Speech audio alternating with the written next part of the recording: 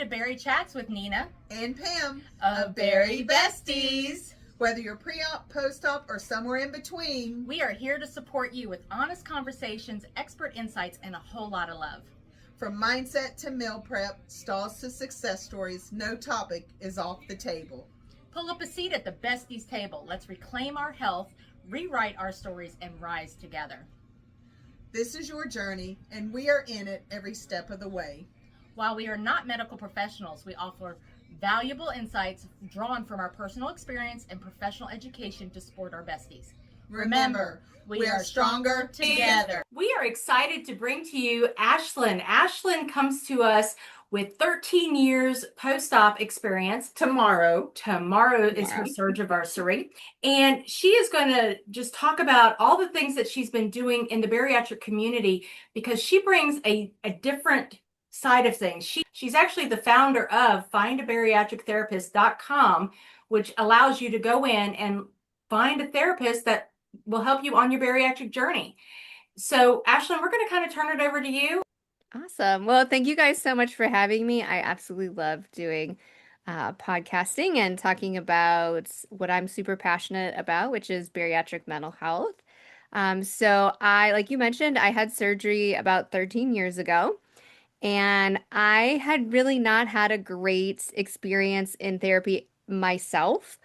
So I had sought out a therapist to have therapy before I went to have surgery. And this therapist I didn't have a good experience. She told me that I needed to leave my boyfriend, who's now my husband, at the time, because relationships don't survive bariatric surgery, and that I needed to quit drinking alcohol. Because everyone becomes an alcoholic. And I didn't really drink then, and I don't really drink now 13 years later. So it's into absolutes. Yeah. And then future telling, which therapists were not really supposed to do. So I said, well, I guess I'll try to find another therapist. And I didn't, to be honest with you. I just kind of went on my way. I had bariatric surgery in June of 2012. I did really well, and I'm like, okay, I lost the weight, I'm doing really well. And then it did take a bit of figuring out, because one, there aren't a lot of bariatric therapists to begin with. It's a very small specialty, and there is probably a lot more biased about bariatrics within the population of therapists. There are definitely some therapists that have very negative views about bariatric surgery, which unfortunately is probably the most heaviest in eating disorder therapists, which are oftentimes where bariatric clients try to find support. And so I'm like, okay, I don't want to deal with that. And so it's interesting, because how I ended up with findabariatrictherapist.com is I had gone onto a podcast, and I hadn't really realized how many people listened to this particular podcast. And when it went live the next day, I had like 15, 20 people in my inbox saying, I heard your story. I relate to you. I think you would be a really good therapist. I'm having a really hard time finding one. And unfortunately, none of them were from Florida. And so I'm a licensed clinical social worker. There's sometimes confusing. There's many different titles for therapists. We all do the same thing. So psychologist, licensed mental health counselors, licensed professional counselors, licensed marriage and family, licensed clinical social workers. Some states it's a licensed master of social work. All of those therapists do the same thing. The only difference is that psychologists can do psychological testing. So that's a lot of the reasons why whenever you go and look for somebody, they always ask you what state you're in. Yes. So our license is state bound, which is frustrating. Psychologists actually have figured this out a little better. We are working on it, but we are years behind. So they have something called PsyPAC. And PsyPAC, you could have license in one state, and then you're allowed to get licensed in other states. And it's a really easy process. Mental health counselors, LPCs, are in the midst of doing that as well, and they are probably within a year of that. But social workers, we are many years behind, because you have to enact legislation first to say that you want to be part of the PAC. Yeah, it's really messy, because every state has different rules. How many hours of supervision I need, how many hours of therapy before I'm licensed is different, Florida to Georgia to New York to California. And so trying to kind of come up with a universal, like you're licensed here and that's good enough for all these other states. There's also a lot of money involved. Who collects the fee? What is the fee? Who has to pay if there's a problem and you need to investigate it? There's a lot of things that they have to work out. But anyway, so I woke up and I was like, oh my goodness, look at all these people. And I would like to help all of them. And also ethically, if Right. someone asks me for a resource and I cannot provide it for them, I need to offer them a resource. And so I went on this mission to find bariatric therapists in all these states to help these clients connect with. And it was incredibly difficult. Oh, wow. And it felt almost impossible because it's such a small specialty. I think there are a lot of therapists who work in bariatrics or had bariatric surgery themselves, but they don't advertise that.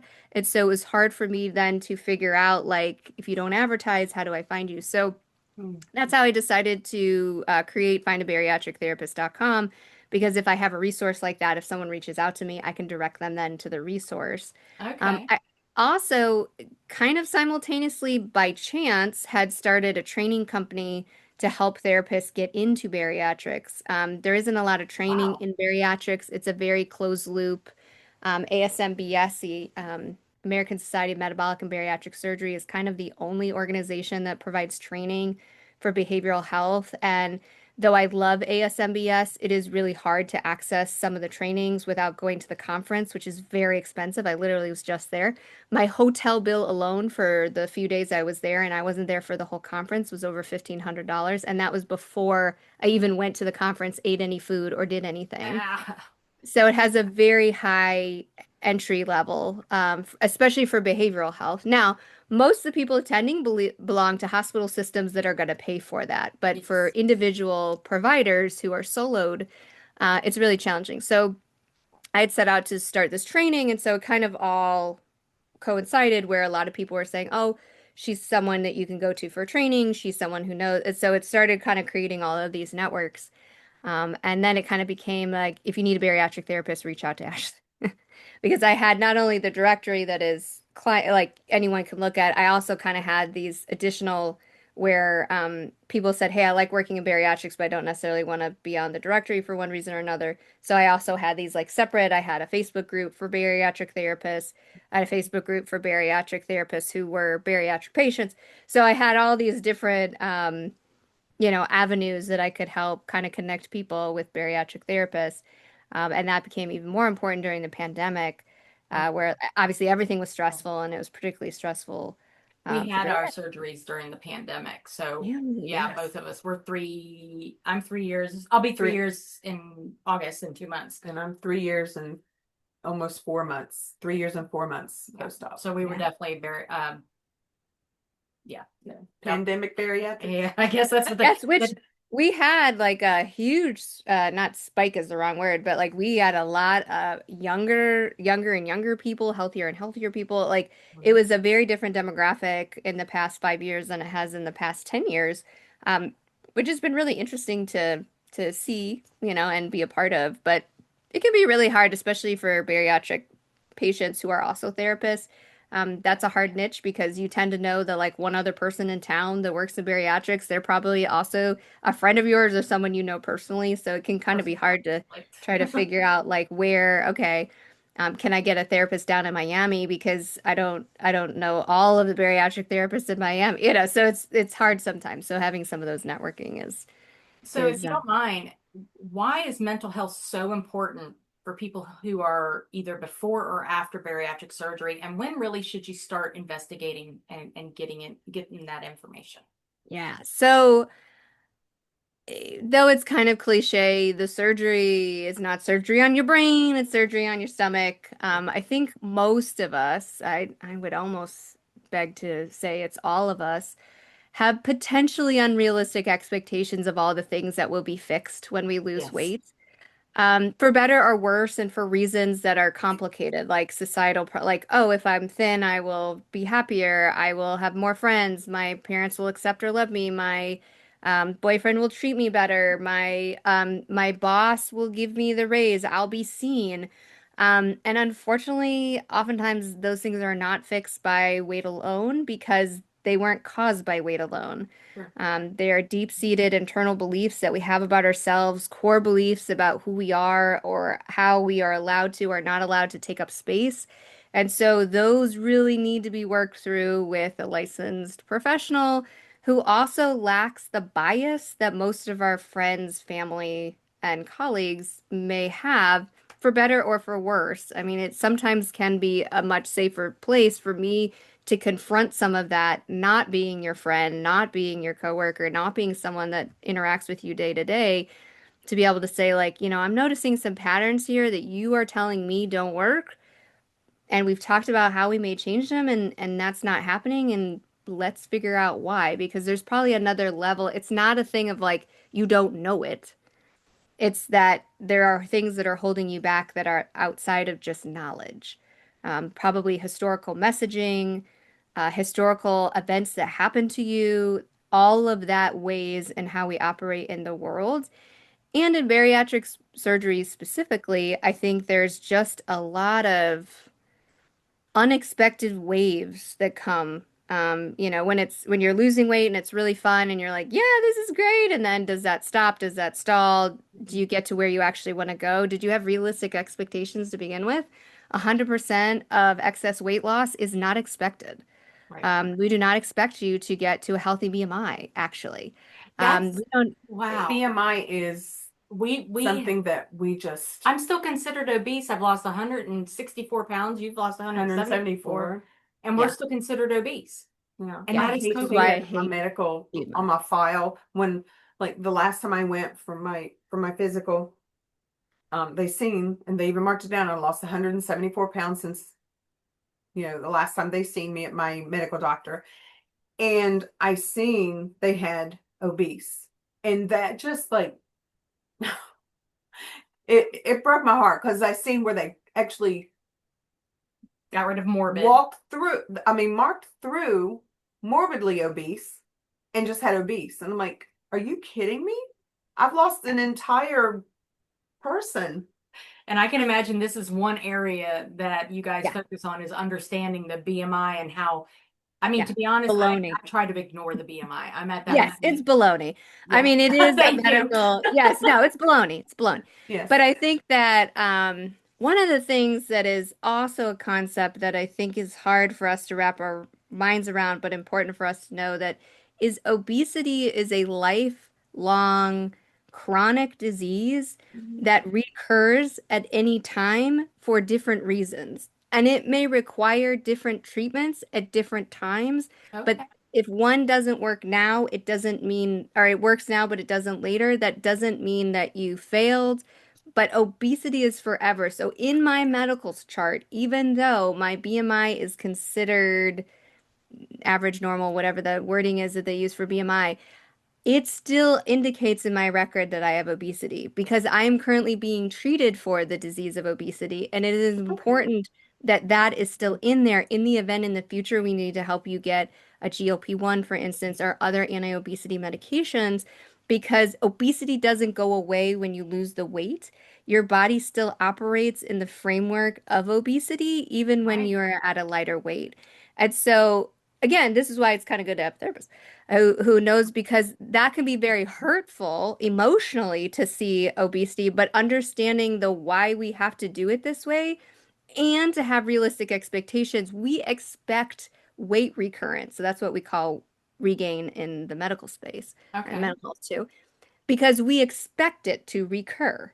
We expect some of the weight gain or the weight to come back on because that's lifelong obesity. That's the state of obesity, and that there may be new and different treatments that we need to have over the course of a lifetime.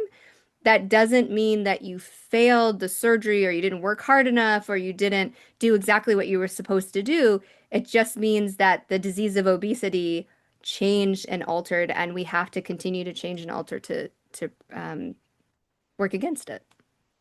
You're just all the bells are going off in my head right now. Just, one of the things I want to ask is how much does trauma actually impact the weight that you get? Oh my gosh. There I mean, is I'll be such honest, interesting. what did research. they call it? I have childhood trauma. There's some kind of an acronym for it, but it has followed me into adulthood. And I'm trying not to make it a victim situation. I'm trying to say Oh, that's what happened. I'm yep. trying to move forward. So Yeah. my guess is you're talking about ACEs, which Yes, is, that's it. yes, it is ACEs. I will think of it in a second. It's adverse childhood experiences. So Yeah. my ACE number is 4.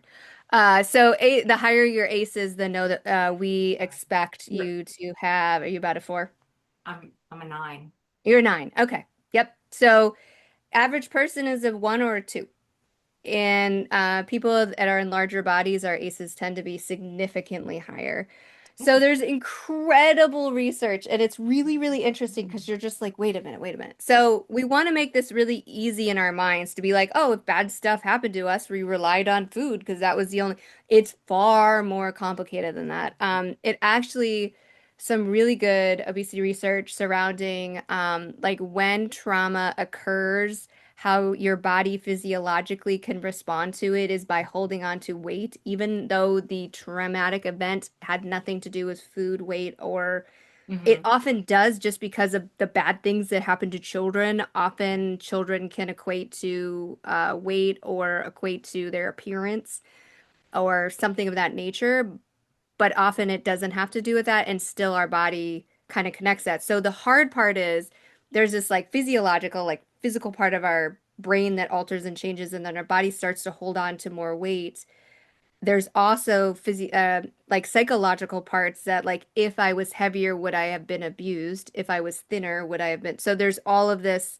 I can't talk to anybody, but I feel a little better when I eat, or I feel so there's all of Yes. these pieces that it's not just one thing. It's not just you dealt with it incorrectly with food. There's also this physical part that is rarely talked about, mainly because we just don't fully understand. We're starting to understand some of that specifically, usually surrounding ACEs, which is the only reason we particularly use that is it's really easy to conduct the ACEs test. It's like 10 questions. There's an extended version Hmm. that's longer that looks at actually trauma of communities, which is important. So that looks at poverty and looks at community safety as well. I think it's the Boston ACE. It's a city. I can't remember which one. But Sam th actually asked, she goes, how do I know what my number is? I know mine because I actually went to a therapist and found out. And I assume that's the only way you can do it is to be tested through. you can Google it. Oh, okay. It's a 10 question. If you answer yes to any of the questions, that is a score of 1. And so you just add up there. Each one of them is an adverse event. So it may be you had someone that touched you inappropriately as a child. You can't think of all 10 of them. Yeah, there's One or both of your parents used drugs or alcohol or were not safe. yeah, it's she's Um, probably a 1 or a 2 just based on my If knowledge of. zero's capable, I'm probably a 0. My trauma started in my 20s. I got married and um, it was an abusive relationship, mhm. and it was both verbally and physical. And that's when I noticed I out of that relationship I turned away from food. It was the one thing I could control was not eating, and I was Mhm. anorexic. Now, paddle forward 15, 20 years later, I was obese and in a healthy, a great relationship. So I don't know. Yeah, it's just Well, and interesting.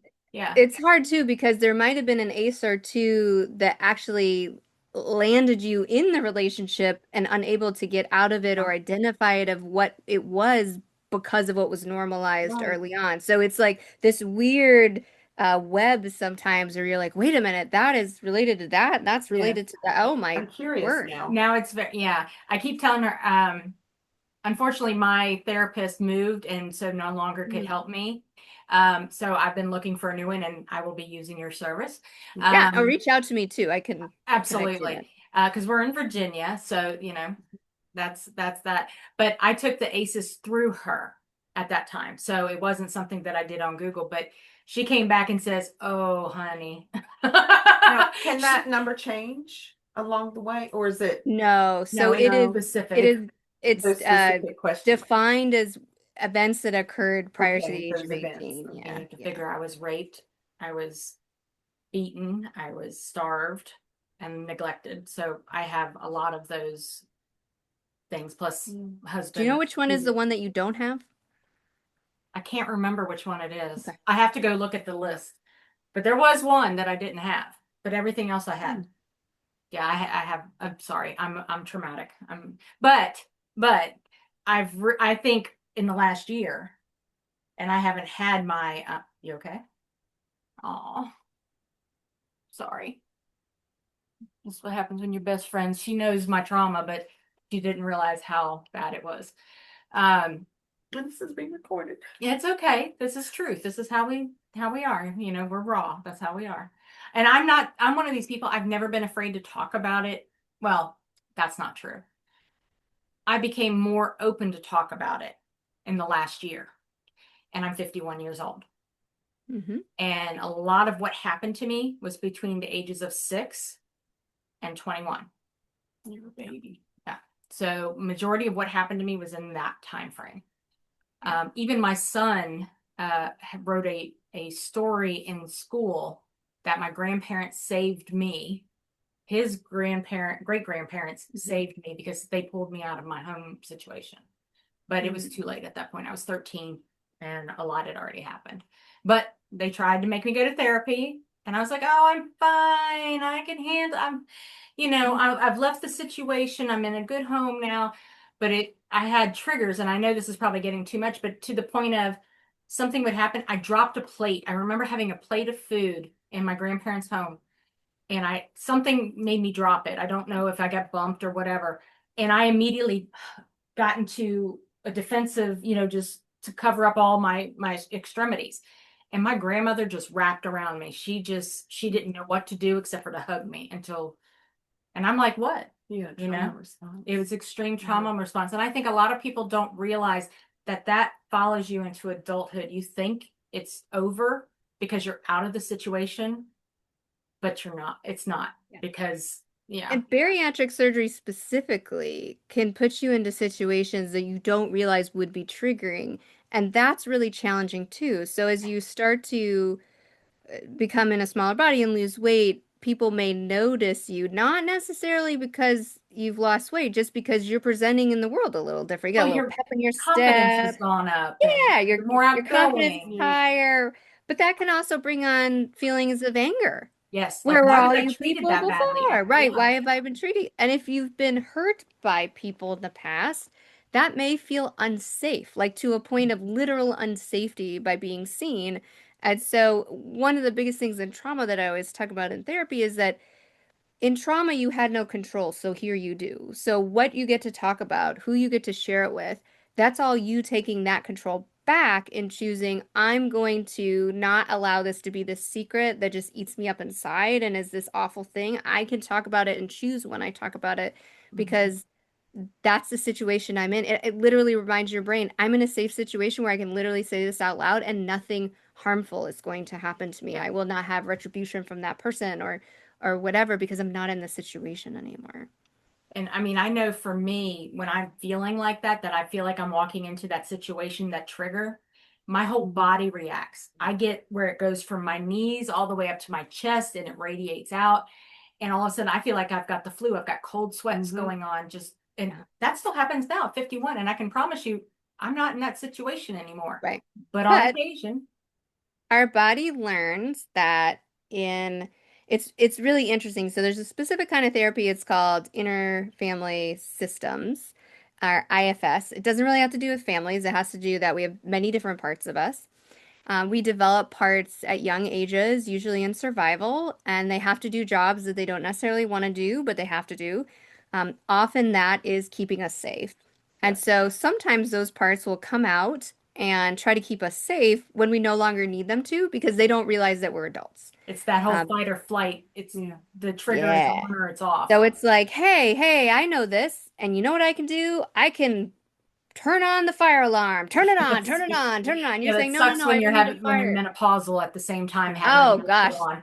It's like a fire alarm. We react when, like, for example, what might have to your speak up. your experience this past weekend. Uh-huh. Anytime she's sent into a situation that where she's not 100% comfortable, I see those sides of you come out, that trauma. Well, the first thing I do is she calls me. I call her and I'm like, I'm walking around the situation and I'm just walking and talking and I've got other things to do because it keeps my mind elsewhere. Yeah, so you can tell that part of your brain that's keeping you safe. Like, thank you so much for trying to keep me safe, but like, I'm an adult. I'm here. I know what's going on. Like, I know you're trying to help me. And IFS is a little more complicated than this, but this is kind of like level one. Right. And even I had to do that this weekend. It's interesting. I was at ASMBS, and I'll decide how much of this I will actually disclose, but I think I will just for fun. Um, ASMBS is great, but the majority of the behavioral health providers there are psychologists, they're PhDs, and they research and present on in bariatrics. And I am a bit of an outsider when I'm there. I don't have a PhD, and I'm a patient, and so it is interesting. And often I don't feel like belong, and a lot of my trauma stuff in childhood has to do with not belonging. And then one of them actually said something to me to confirm that they felt that I did not belong there. And it kind of threw me into an absolute like, oh, wow.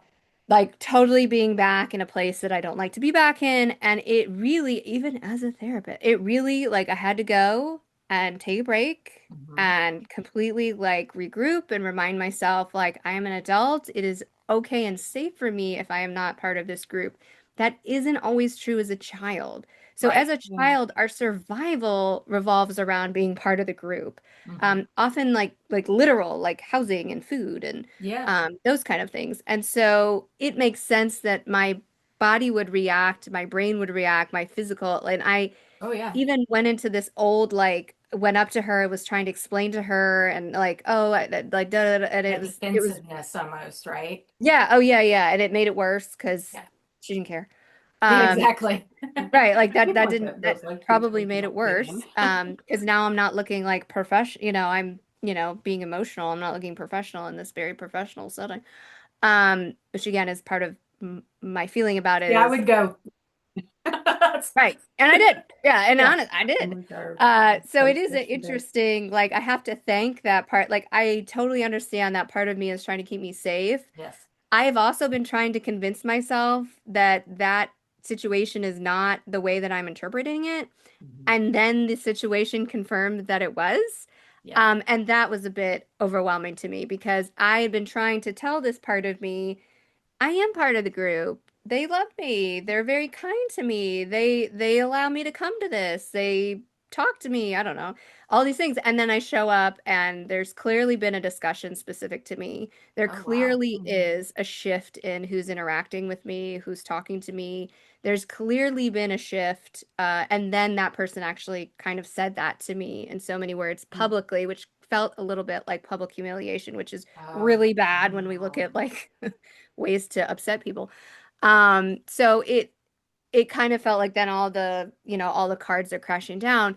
And it did take a little reboot for me to be like, Ashlyn, you're the only I brought someone else with me who is also a patient provider, but there are no patient voices in this room but you and the person you brought. You have to be here. You have to remind them that these statistics are humans, that these are lived experience matters, that we deserve to be in the room as much as people who are researching or looking at big numbers. Like someone has to remind them that these are people. It was interesting because this year's theme was like stomping out the stigma, which we did. We had this great patient who came and talked, and that's only the second time I've ever seen a patient at ASMBS period talk, and this one gave it to all of IH, which is integrated health. Essentially, everyone who's not a surgeon is in integrated health. So that's nutritionists, exercise scientists, behavioral health. And this patient in particular didn't have access to surgery or medication. So she was even before, she was talking literally about the stigma of obesity and reminding everyone that like the implicit bias that providers carry really impact. She had talked about, and it's interesting, she talked about an experience that I've had, where they were finding out that the surgery and the meds were not going to be covered. And the doctor was like, well, trying to essentially say maybe this is good news because everyone I know that has the surgery does awful and the shots make people sick and you have to take them forever. So like maybe you should just try really hard this time. And how Oh, devastating that was to her because she's like, I've wow. been trying hard the whole I was time. gonna I'm say still it's when we look at bariatric surgery, at least, and you probably did as well. It was kind of your last effort to Yeah. Oh lose yeah. weight because you've already exhausted You've Right. everything tried it all. you've done. I Right. mean, I even did the hormone shots and the B12 shots and all this other stuff. Every diet that was out there, I know we Yes. both have done. I did Oh Nutrisystem yeah. 3 times. Weight Watchers Oh, Unlimited every time. OptiFast. Yeah. Oh yeah, Yeah. Ugh. Lost All weight, gained it back. liquids. we Oh, all did it. the smell. Oh, what's the Jenny Craig? That fake cheese that Oh, smells that kind stuff of was vomity. horrible. Oh, that smell to this day. I can kind of get it every once in a while. I'm like, ooh, that brings me back. Ooh. Oh I got no. to a point where I probably was losing weight because I couldn't eat the food. I just the Yeah, but this just I put myself through everything and anything I could. I did things that were probably borderline dangerous. I there was a place in town. So I lived in a different town at the time. There's a place, it was called First Impressions 2. It was mm. Fit 2. And it was the 600 calorie a day diet. You ate Oh 500 calories in meat and 100 calories in vegetables. You got B12 shots. It yeah, had to be doctor monitored because it was that low. And yeah. I remember I lost like 50 pounds and then I didn't lose any more. Yes, This was that's the what happened to final me. diet that I was like, this can't be calories in, calories out. Yeah. Something else is at play because I am literally for 3 months been eating 600 calories a day and didn't lose any. My magic number that my body would not go under was 200 for the longest time. It was 200, 200. Mm. Could not get it. It, It didn't it, matter. Just once you it- got we Up, did. down, up. Yeah, yep. we literally were at that 5 pound mark before it for the longest Mhm. time, Yeah. almost a year. I feel like my body just goes around the 200, 199, Yep. 201, Well, 199. and I think too, that was probably the diet that probably did in my pancreas Yeah. that probably made, and you talked about that, the point at which you had become anorexic. And it's like no one ever sat me down and said, do you know that I think maybe some of this dieting stuff may be causing some of the No. intense reaction your body has to gaining weight? Right? No, no, Right? nobody ever. I remember I think I was on like month 3 and I was gonna give up. I was like done with it, right? I remember the lady was like, there's just no way. She's like, you have to be lying. You have to be making, like, you must be making an error. And I remember being like, I am literally grilling chicken with nothing on the Right. grill. Nothing. It's I am plain. literally taking spinach out of a box and putting, like, there's not, like, I No have not additives. had anything of any nature and I remember thinking like, okay, there's something physically, and that kind of started PCOS. I think it's hard too because PCOS wasn't quite a thing growing up. Yes. And it took me until like it took a long time to even have a doctor be like, oh, like I remember this is actually what started how I ended up with having bariatric surgery because this was a long time ago when like people didn't have bariatric surgery very commonly. I had seen there's a PCOS specialist in the town where I lived, and I had seen him, and he wanted to run a 2-hour glucose, but he also wanted to look at insulin, which no one had ever done before. He got my results back, and he called me. He said, I need you to come into the office right now. And I was like, okay. So I go into the office, and he's like, I've never seen numbers like this in my entire career ever. I don't know how you're not an insulin dependent diabetic. I Wow. don't know how you're not diabetic, to be honest with you, because your insulin, like your insulin levels are the highest I've ever seen in my entire life. Wow. I'm discharging you as a client because I don't know what to do with you, and I'm going to send you to my personal endocrinologist. That guy was a jerk. And then I fired him, and then eventually I ended up at Mayo Clinic. And I remember I saw she was actually at the time a resident. She's now an endocrinologist at Mayo. And they're all looking at this and you can tell they're all like, oh my God, like, what are we gonna do? The doctor before was like, oh, we're just gonna wait for you to become a diabetic and then we'll treat you with Actos. And because GLP-1s Wow. didn't really exist, Byetta was around, but there Uh-huh. wasn't really good treatment for it. I became anaphylactically allergic to metformin randomly. So I'm sitting at Mayo Clinic and they're all sitting around and they're all like, what are we gonna do? What are we gonna do? And the resident was like, hey, so I was previously at, I think she was at Cleveland Clinic or something, and she's like, we've been doing these really interesting trials where we're giving average weight people who have uncontrollable diabetes, particularly with insulin levels that are looking crazy like yours, we're giving them bariatric surgery, and it's a really effective way of treating diabetes. And have you ever thought of that? And I was like, can I have that? Like I I'm never thinking, knew it was actually effective for treating diabetes. I didn't know that was actually a treatment. Yeah. yeah, I mean, I yeah. know there have been bariatric patients that had the Sure. surgery but I didn't know it was considered a treatment for it, though. That's interesting. Yeah. Yeah. so Ashlyn, I have a question for you. So Yes. how does find a bariatric therapist work? Like, Okay. can you walk us through the experience? Sure. So when you sign on to the website at the bottom, so the opening page just says find a bariatric therapist, and you're going to notice towards the bottom that all of the therapists that are listed appear. However, if you click, and there's wording that says this too, if you click on the hourglass, the search bar, you can put in the state that you are currently live in or work in, because you can see wherever you physically are is where the therapist can be. Okay, so it doesn't actually have to be. So if I'm in Florida visiting, I can get a Florida specialist. Yes, that may be more challenging. More often what comes up is that you live in like Illinois, but you work in Indiana. Oh, okay. So if you do telehealth during the day, during work hours when you're at work, you can actually see someone in Indiana because the state doesn't care where you live.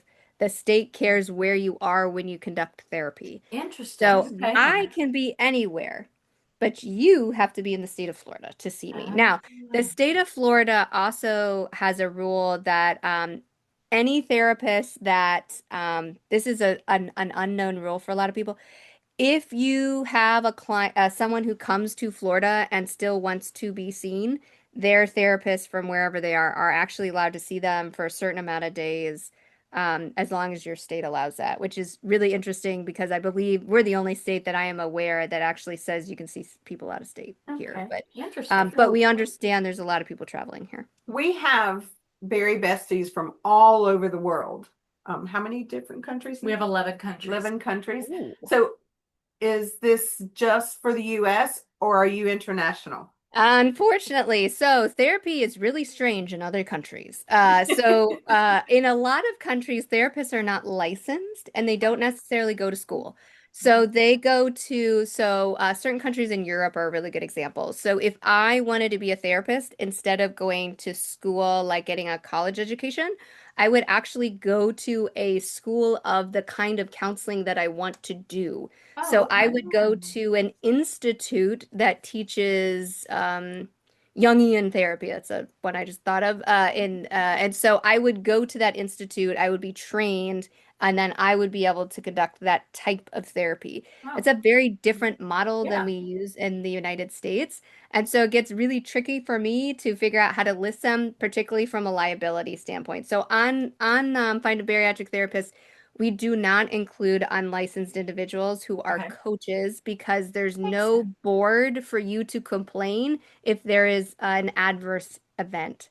So if something bad happens and someone is licensed, you can report to the licensing board that something bad happened so that they can investigate that to ensure it is not continuing to happen. So if you had a therapist that coerced you in any way, took advantage of you anyway, financially, sexually, made you give them something that didn't, or anything honestly that just seemed really strange. They wanted to be your friend. We're not allowed to do that. Anything So like she that, can't you be can our report therapist. that. She's our friend now. And actually, that is true. So yes, we call that dual relationship. So I can't have a dual relationship with anyone, which does get a little tricky in the bariatric world because a lot of people know me. But actually, it makes it easier because I'm only licensed in the state of Florida. I have no desire to get licensed in another state. I don't have the capacity because I'm quite busy down here. So I actually run a group practice of bariatric therapists who have lived experience. So everyone that works with me has had bariatric surgery. who sees bariatric patients. I have some other therapists that work with other people, but because that's really important to me. It's important to me that therapists with lived experience have the opportunity to, be seen. And there are some wonderful therapists. I have seen wonderful bariatric therapists who have not had bariatric surgery. Most bariatric therapists have at least been touched by bariatric surgery in some way, or they just really love working with the population because we're a fun population. We tend to get better, which is nice. We tend to have a lot of insight when things start happening, and so it is interesting. I've trained people to do the evaluations where they're thinking, "Oh, I just want to do evaluations. I'm going to take a little break from ongoing therapy." And then I've had several come back and be like, I love working with this population. It never occurred to me. I would love what they're so insightful. They want to get stuff done. I was like, yeah, we're cool. We're a cool population to work with. I agree with that. So how do you decide which therapists are put into your list? So, and I will full disclose this too. You do pay to be listed on the site because it costs me money to run this site. So it is a relatively nominal fee. I'm not making lots of money off of it. And that fee allows me to, one, keep the website up, two, sponsor events like the Just Be You Awards, which I sponsored and was a part of, the Wellness Morning. That's how we met also, you.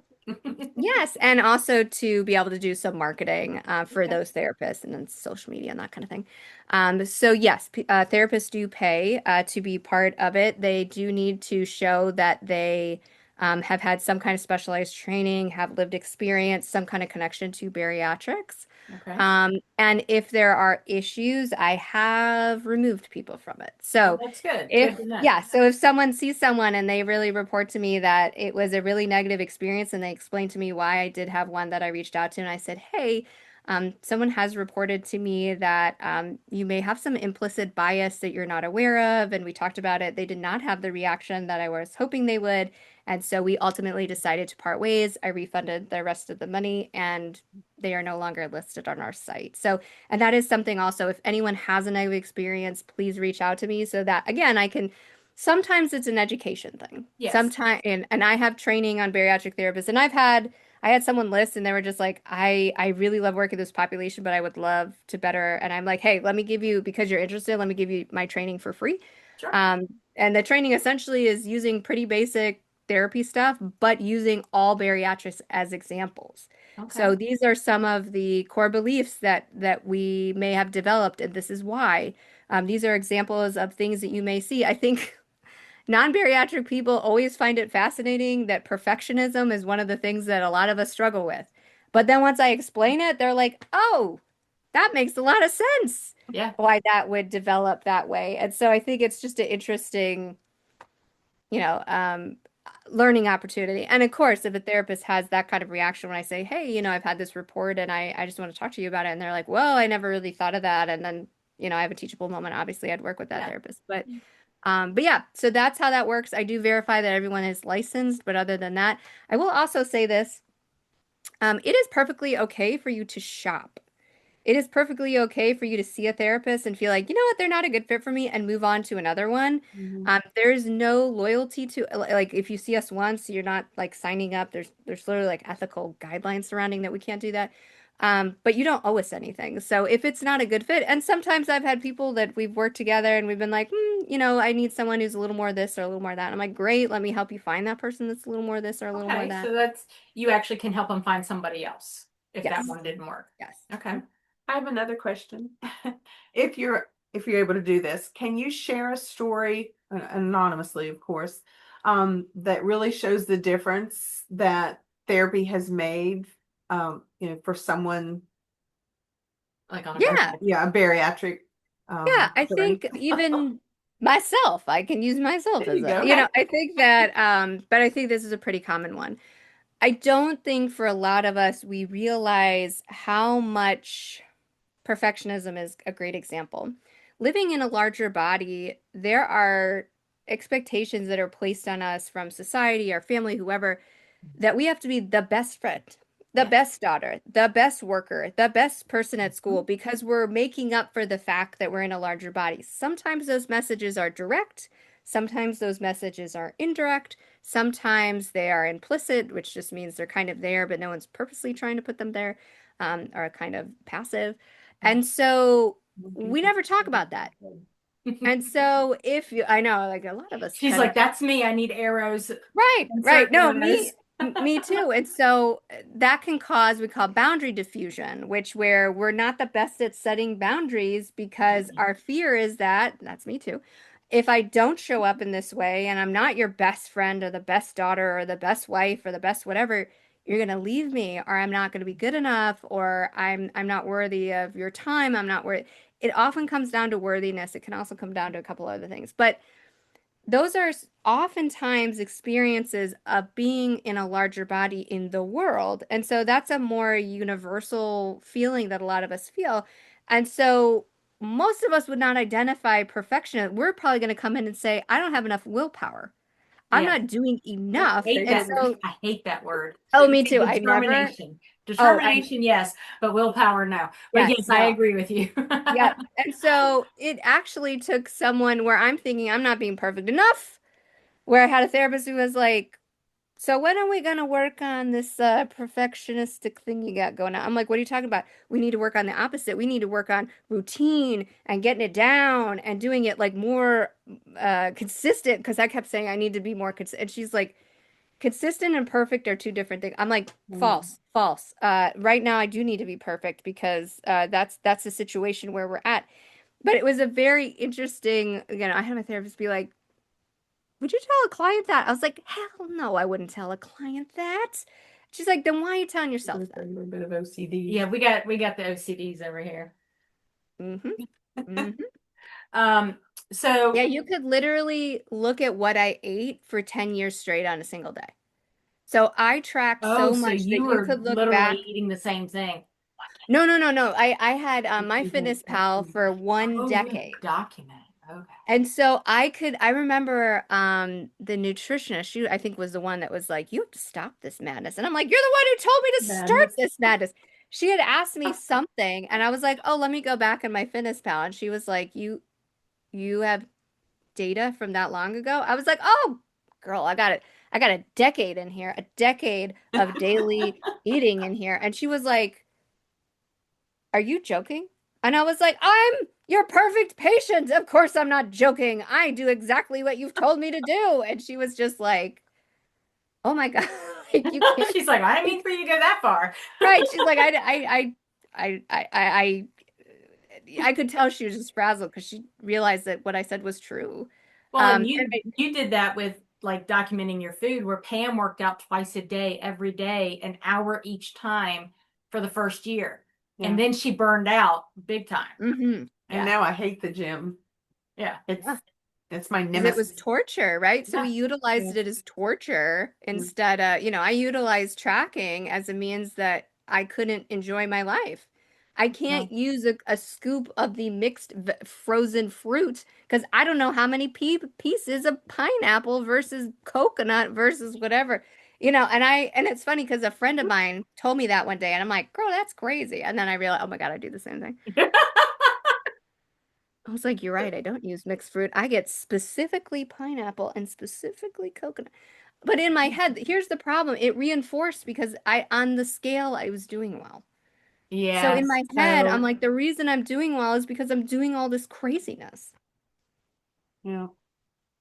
Is there anything on your site? Now, I've been on your site, so I actually am aware of some things, but is there anything when someone is starting that helps give them guidance, not only on how to set it up, but on what to expect during the therapy, how to get started, that kind of Yeah, this is a little challenging because every therapist runs things differently. I do have a specific Q&A that talks about like how to see if the therapist is a good fit and what you may expect and what is normal. The problem is that each therapist does run things a little different. So like how I run things in my office is a little different. You can't just call me and make an appointment. You're actually calling into my office, and that may be different. A lot of solo practitioners, like their phone is their phone. So Right. you may literally talk to them the first time you call. And that would be great. I would love to be able to do that. Unfortunately, my practice has just gotten to a point where I need someone to answer the phone, or all I would do is answer the phone. But like that kind of thing. But I do have some like Q&As and like I also have some blog posts that just go over like some themes of things that you may see or My hope kind of is for some people to read through those blogs and be like, oh, yeah, that's me, and that's something I could work through in therapy. And I think that's kind of my like therapy light, like you're stepping your toe, because I know for a lot of people, You just want to therapy, dip it in. Just dip it in. yeah, or it's been used, it's been weaponized, or Yes. it's hurt you in the past. People Mhm. have used what you said in therapy against you, maybe in the legal system.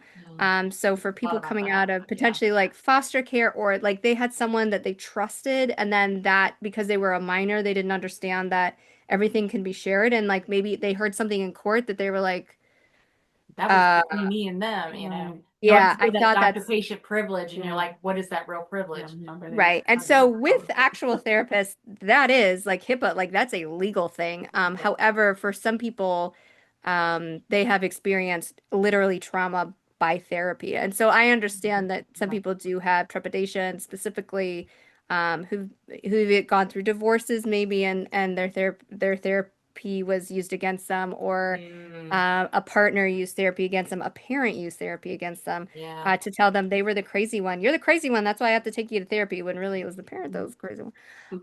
And so I totally understand how that could be kind of a barrier to care. And so again, like the idea of some of my blogs is just like, hey, these are some things that come up in bariatric surgery that are pretty Yeah. normal, and that most therapists, particularly bariatric therapists, would be able to work through, and again, how to like identify a good therapist, and most importantly, it's how you jive with them. Yeah. I generally know within one session if we're going to work or not. And that's totally okay if we don't. That doesn't mean they're bad therapists. It just means they're not the therapist that I need right now. Right. Let me just hop in real quick. Insurance. You guys Oh, get insurance. so on my website, I specifically have it so you can search by insurance, and the therapist that lists must identify the cost of therapy if they do not take insurance. Okay. In the therapy world, it's funny. I'm kind of a unicorn in the fact I take everything, including Medicaid and Medicare. That is a feat. It is very challenging to do. It is also not very lucrative to do. So, unfortunately, insurance, I will say this, insurance does not, this is a false narrative that is out there. Insurance does not dictate how often we see you, how much we can see you. There Okay. was a day when that was true. That is not true anymore. Okay. Um, That's good to know. Occasionally, there may be insurances that maybe will pay for so much, and then so I randomly I had one the other day that said they pay for the first um like the first 8 sessions, and then you're kind of on your own. Like sometimes there's weird stuff about that, but I think that the kind of idea that insurance somehow is like intricately involved. They don't get our notes unless it's very specifically request. Like they don't know what's going. They don't have the data, whatever that word is that I can't think of right now. They don't have the bandwidth. They don't have the bandwidth to do any of that. They're not that involved. However, it is a lot easier as a therapist to not take insurance, get paid up front, not wait, know exactly how much you're going to get paid. And so a lot of therapists do, understandably, choose not to accept insurance. And so for those therapists, they can choose any rate in which they feel they should be paid. And then that's an agreement between you and the therapist. Insurance-based therapists choose, they are accepting the insurance. They can only charge you your copay or your deductible if you have a deductible. They are not allowed to charge you the difference. That's called balance billing, and it's illegal in many states. So that's saying, well, my rate is 150, but the insurance only gave me 75, so you owe me the other 75. They're not allowed to do that. That is illegal. That's good to Uh, know. and you Very should good. report that to your insurance if you have a therapist who is in network. Again, this is in network, not out of network. Yeah. In network, we are not allowed to balance bill. What Which is we funny. accept. Sorry to interrupt. I didn't mean to. No, you probably had an experience with that. I just went Yeah. through that with my grief therapist. Really. Mhm. And so I had just received some stuff from where we have our surgery at, from my paniculectomy. And I'm like, I just got a bunch of that too. Yeah. So might want to check that out. Ah. Yeah, so always call your insurance. Specifically in therapy, we're not allowed to do it. Some of the other specialties may, but always call your insurance on those. If it doesn't sound right, call and ask them. Let them know, because it's also it's bad for us who actually take insurance. Yes. But that's part of the agreement. When we take insurance, they dictate what the rate is. We do not. That's also for your high deductible plans, which is kind of tough sometimes because um, like we don't dictate what you actually pay us. The insurance does. So when you have a high deductible plan and you have to pay up to your deductible, that amount that you pay us is not set by us. So I know that can be tough. So sometimes like if you have a high deductible and you have one, I can't share actual rates because of how contracts work. But let's say it's $121. I can't actually charge you any less than that because that's what your insurance says they have to pay me. And so for that to actually go against your deductible, you actually have to pay it. So those are a struggle too. Okay. I have a question. So what do you wish bariatric patients knew about the mental health journey? I think the main one is that you are not alone in this. Almost all of like I remember feeling very alone in the idea that I couldn't figure this out. Um, and I think that what I would share with people is that, like, even as the therapist, I experience mental health struggles that I really thought I was going to be okay about. I was really going to be okay no matter how much weight I lost. I really was going to be okay if I had loose skin. I really thought I was going to be okay, whatever. I would just be happy. And then I found myself there and I wasn't. And so that has been really challenging. And I think that's usually my main takeaway. Like nobody gets out of this, by themselves generally. It's a huge adjustment. Even relationships or whatever, it's an adjustment and that's okay. It's expected. The surgery did not do surgery on your mind. You didn't get a personality transplant. Like you're still you. You're I just in need a one. smaller body trying to navigate what the landscape looks like now. Yes, we just in one of our recent podcasts we talked about it was the surgery changes, what is it? It changes your body. It doesn't change your mind. mindset. Yeah, your It stomach. It's doesn't, surgery is on yeah, your stomach, it not on fixes your your mind. stomach, but not your Mind. your brain. Yeah, that's right. Yeah. So one other thing is how can providers and bariatric programs better integrate the mental health into patient care? Because I know that's a big thing. And before you answer that, I'll just give you my personal experience, and that way it kind of plays one-on-one. My insurance required one visit just to say I'm mentally sound and can have this surgery. Me too. And after 6 months later, after I had the surgery, so 6 months after surgery, so I think that was like 9 months total, I realized how much I needed it. And so I wish that it was more required than it actually is. Yes, So we this is the do tough part. 3 months of nutrition classes. 3 months of nutrition classes, but no mental health. Yeah, so this is the tough part. Mental health providers are really uncomfortable with the idea of required therapy. Okay. Because that's implicit bias that you are not equipped. Oh, okay. Okay. And so we are very careful about not requiring therapy. That is another thing. If you have a therapist that says they will not clear you until you see them a certain amount of time, ASMBS is very clear. Therapy is very, like, our ethical boards are very clear. You cannot coerce. That's coercion. You cannot say, because you don't know them. Right. How do you know what's medically necessary? How do you know what they need? And again, that's implicit bias that somehow because you're in a larger body, you're stupid. Or you don't know something, which is not true. So voluntary therapy, I'm all about. So one of the problems that we have is that we don't make the surgical center a lot of money. We usually cost more money than we make for surgical centers, which is why you'll notice in some programs there is an embedded person, usually a psychologist. In other programs, they don't have any mental health people, and they're like, well, why do some operate the way they do and some don't? Honestly, some of the time it's just because there's a teaching hospital that's connected, and the teaching hospital has free students that are running some of it, usually psychologists training in bariatrics. But we don't make a lot of money. So most practices don't have embedded. They usually have another person that's connected. So like I have 14 centers that I work with, but I don't work for them. They don't pay me anything. The client just comes to me if they choose to come to me for their pre-surgical evaluation. Pre-surgical evaluations in and of themselves, I feel conflicted about too. Because again, if you get your gallbladder out, like no one's making sure you know what the changes are. And gallbladders actually really impact your life when you have It does. removed. I Same thing, remember well. hysterectomies. Nobody, you don't have to get a we would be like, holy, like you cannot make women get clearances to have hysterectomy. Like we would be up in Right? arms. But Right? we do in bariatrics, which so in and of itself, I find that a little which is why my eval specifically and how I teach evaling is more about education and why would you need to come back in the future? What are things that I can give you a heads up on? You're in a great space right now. You are ready to roll. You are good to go. But like, hey, there's some weird things that can happen post-surgery that we know, like research shows is normal. And if they happen, I want you to come back and see me then. And you've already established care with me, so you know who I am. I'm not a stranger. I'm not someone you don't know. And so that's really what I try to use pre-surgical. It's not pass fail. Like the reality is everyone eventually will be optimized for surgery outside of dementia. If you can't give informed consent, that gets a little spicy. Yeah, my grandmother But had dementia. Yeah. yeah. So like they can't give informed consent. So that one makes sense. Yeah.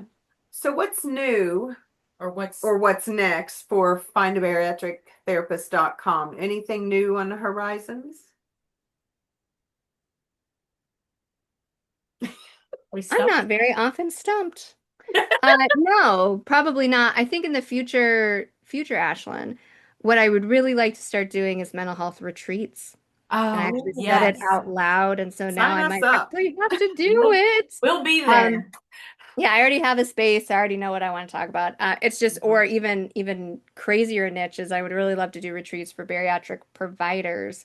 So providers that are also bariatric patients, because we do not have a lot of safe spaces to talk about struggles because we are supposed to be the ones that know what we're doing. Yeah. And so, but yes, that eventually is what I would like to be doing, I love because that I do idea. think, yep, and that allows me to go outside of the state. That allows me to see clients from all over because retreats are not therapy. It allows me to travel, which I love to do, and bring other people traveling with me, which I love to do. So eventually, that's what I would like to be doing. We're always Put us on your expanding. list.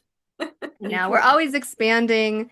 I'm working on right now on the provider side at GLP-1 training to help every therapist, not just bariatric therapists, understand and remove implicit bias surrounding GLP-1s.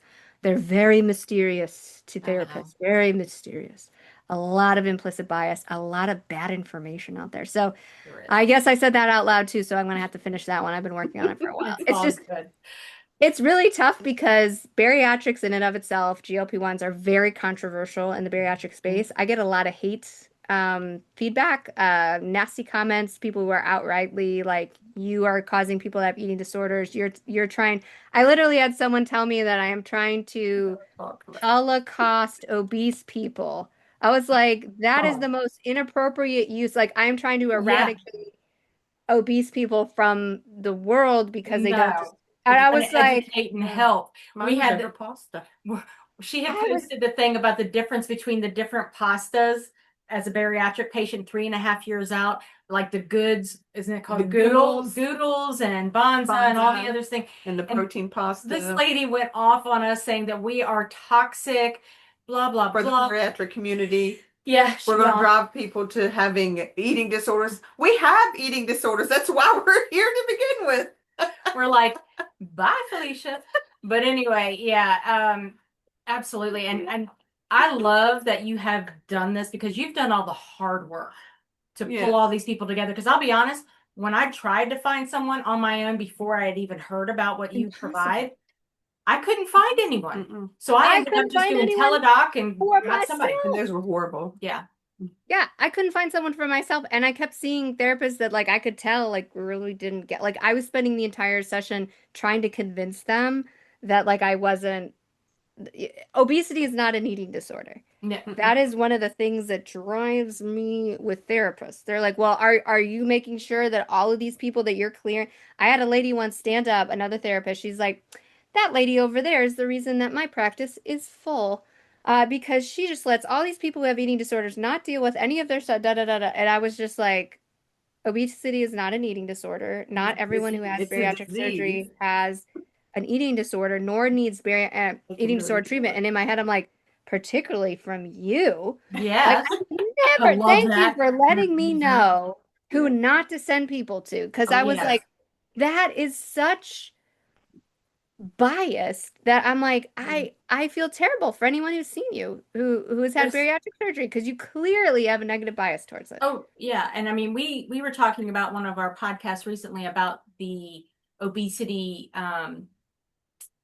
There's definitely a bias out there. You know, I stayed at a job that I hated for 20 years just because I was afraid to find another job, look Yeah. for one, afraid of being turned down because of my weight, you know, things like that. And you don't realize how much it actually affects your life until you start to lose the weight and see what you were putting up with just because you didn't want to make that change or have to be put out there. I stayed in a 10-year. Yeah. Stayed in my job for 10 years and just left in November. Yeah. I was going to say, 2024. I really struggled, especially in jobs, up until like almost recently.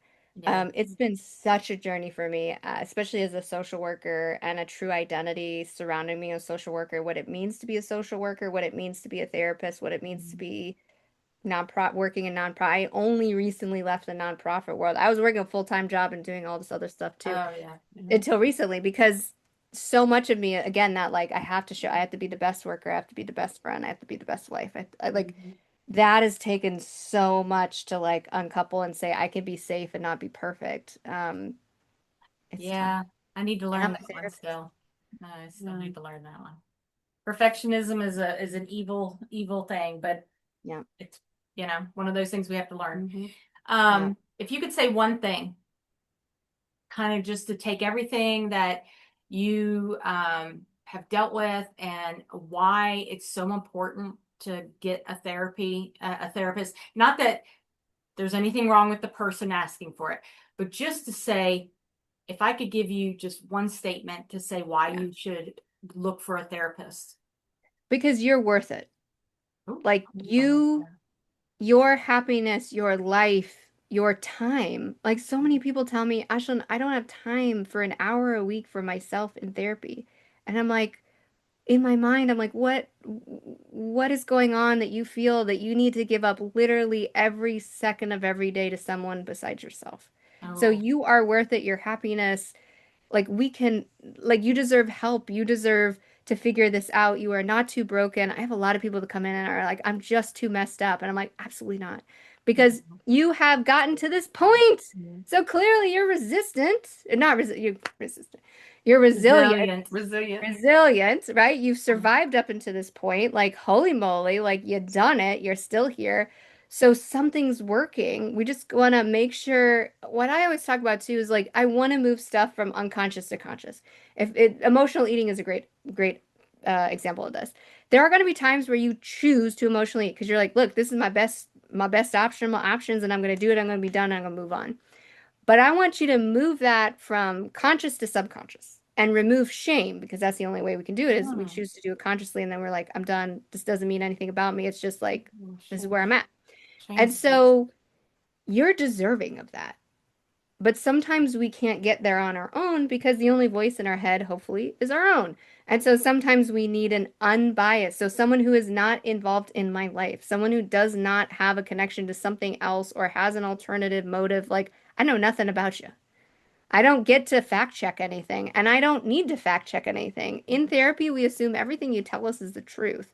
You don't prove it, you don't any of that. It's like we don't have that anywhere else in our lives. yeah. So, you deserve that and you deserve to live happily and I want that for everyone. And I think that's great because I mean this whole hour we've been talking, I'm going, I need one of these. I need one of hers. I need one of you. Someone that understands. And I think also having someone that's on the bariatric journey. Yeah. I feel like even though they might understand it, I think someone who's been on it just because they know they've been in it. And I think that's amazing that you offer the ability to find them. Yes, because I've taken you as far as I can. She's rotten. Oh, Ashlyn, thank you so much. And we have absolutely enjoyed this. We will definitely be putting some more information out about what you provide to our besties. Good and stuff. Good stuff. absolutely. Yeah. And I'm so happy that you guys had me on, that this is important to you as Yes. well, that mental health is important to you, and that I'm happy that I can be a resource, and hopefully we get out some good messaging to people, and just even some of these tidbits for people to be like, oh wow, that's Yeah. something I would like to figure out. And yeah, that does sound like me. And I don't really like that. I would like that to change. I just don't Yeah, know. I'd like that to go away. That's Yeah. what I want that to go away. I know that one other thing I wanted to say is therapy doesn't have an age to it. It doesn't No. have, because that's the thing. We cater to the 40 plus group, even though we have all ages, but we are in that we're in our 50s. And I mean, I'm 51 and going, I still need therapy. I still need Yes. things to go away because No age limit. I have Yeah. clients in their 80s and 90s because, believe it or not, end of life stuff really needs support too. So like there is Yeah. literally no age limit on therapy. You are always deserving of help because you can always change, which is the amazing part of being a therapist. I get to witness that people in their 70s and 80s who thought they could never change, they could never, and they do. And because you're always, again, you're enough to make that decision and do the thing. It's never too late to start loving yourself. I love that. And we're going to end on that. Thank you. Thanks for tuning in to Bari-Chatz with Nina And Pam of Bari-Bestiez. We loved having you here with us today. Don't forget to connect with us on all your favorite social media platforms. Facebook, Instagram, TikTok, YouTube, and anywhere podcasts are available. So stay strong. Stay inspired. Remember, your journey is yours to reclaim. Catch you next time, besties. Join us each Tuesday for a new episode.